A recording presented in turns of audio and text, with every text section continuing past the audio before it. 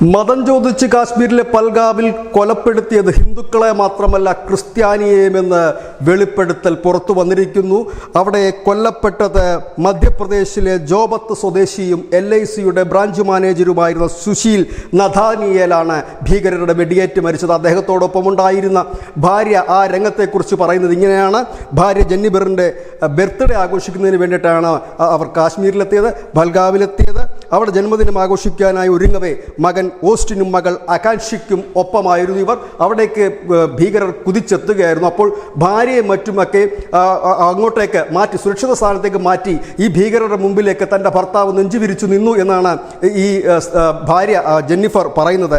ഏതായാലും ഈ ഭീകരർ 3 പേരുണ്ടായിരുന്നു. ഈ ഭീകരർ വന്നിട്ട് ഈ സുശീലിനോട് കൽമ ചൊല്ലാൻ, അതായത് മുസ്ലിം മതത്തിൻ്റെ പ്രാർത്ഥന ചൊല്ലാൻ ആവശ്യപ്പെട്ടപ്പോൾ അദ്ദേഹം പറഞ്ഞത് താനൊരു ക്രിസ്ത്യാനിയാണ്, തനിക്കതറിയില്ല എന്ന് പറയുകയും തുരുതുര അദ്ദേഹത്തിന് നേർക്ക് വെടിയുതിർക്കുകയുമായിരുന്നു.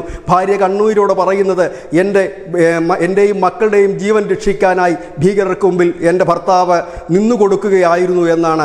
ഏതായാലും ഈ രാജ്യം ആ ഭീകരർക്ക് ചുട്ട മറുപടി കൊടുക്കണം. ഇത് എൻ്റെ മാത്രം വിഷയമല്ല, ഈ രാജ്യത്തിൻ്റെ വിഷയമാണ് എന്നുകൂടി ആ ധീരയായ യുവതി പറയുമ്പോൾ ഒരു കാര്യം വളരെ വ്യക്തമാണ്. ഭർത്താവ് മരണപ്പെട്ട് കിടക്കുമ്പോഴും ആ രാജ്യത്തിനോടുള്ള ആ ഭർത്താവിനോടൊപ്പം തന്നെ കൊല്ലപ്പെട്ടവരോടുള്ള ആ ഒരു വലിയ മനസ്സ് ഈ ഭീകരരെ വെച്ചു പൊറുപ്പിക്കരുത്, അവരെ ഇല്ലാതാക്കണമെന്നാണ് വിതുമ്പിക്കൊണ്ട് പറയുന്നത്.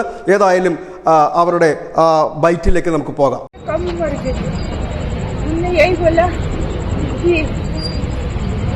मेरे मिस्टर के पास बंदूक लगा के बोला कलमा पढ़ो. मेरे मिस्टर ने बोला मैं तो क्रिश्चियन हूँ, मैं ईसाई हूँ, मेरे को कलमा जो भी है वो नहीं पढ़ना आता. और बस इसका बोला मेरे पति ने, उनको ऐसे धक्का दिया और बंदूक मार दी बिल्कुल सीने पे. मेरे पति ने वही.